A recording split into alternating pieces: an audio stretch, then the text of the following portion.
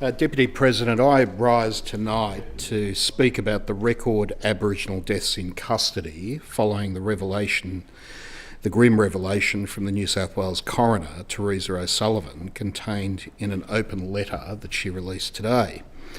As reported by The Guardian and the ABC, New South Wales has had a record number of deaths of Aboriginal people in custody in 2025. 12 First Nations people have died in custody, and an additional 4 were killed in police operations so far this year. There are still 2 months of 2025 remaining, and I fear that these numbers could rise.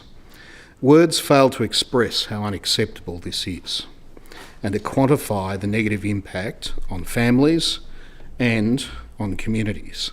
It should be a point of shame for this state and a point of shame for our justice system. Each life lost carries with it a family left without answers, a community in mourning, and a system that has again betrayed its duty of care. As the coroner, Ms O'Sullivan, said, and I quote, "These are not mere statistics.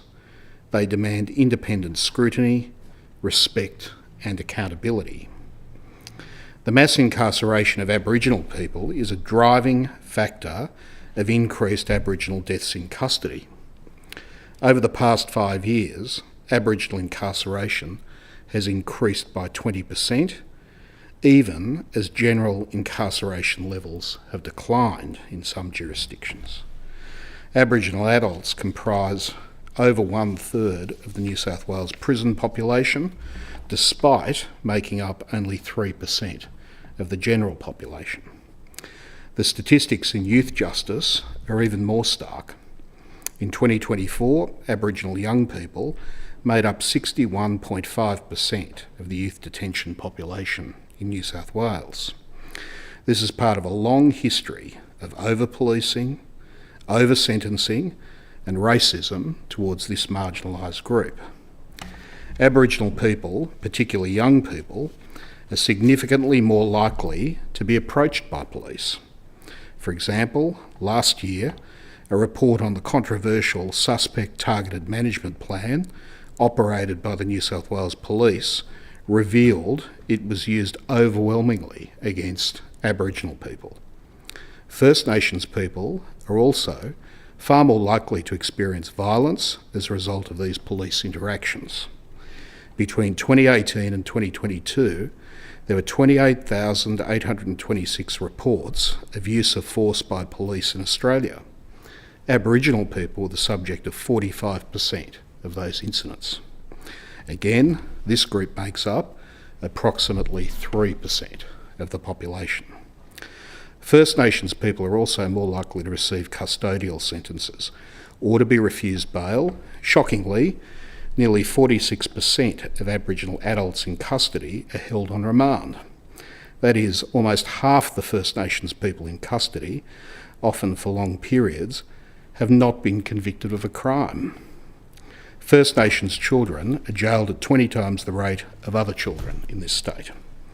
These systematic injustices give rise to a state of affairs in which First Nations people, especially children and young people, are at seriously elevated risk of experiencing violence or dying while in custody or otherwise under the care of the police. It's only a matter of time before we have another case like that of TJ Hickey, an Aboriginal young man who died after being impaled on a fence in Waterloo in 2004 after being pursued by police. We have a responsibility to take urgent action on this issue. Members of an enormously disadvantaged group are dying from preventable deaths on our watch and under our care. No one should face a premature and unnecessary death while in the custody of the state or its officers. Our justice system and our laws should not put First Nations people in a position of such increased risk of violence and death through over-policing and a heavy-handed approach to sentencing and incarceration. Our governments, all governments, must do better than this dreadful result. Right, thank you, President.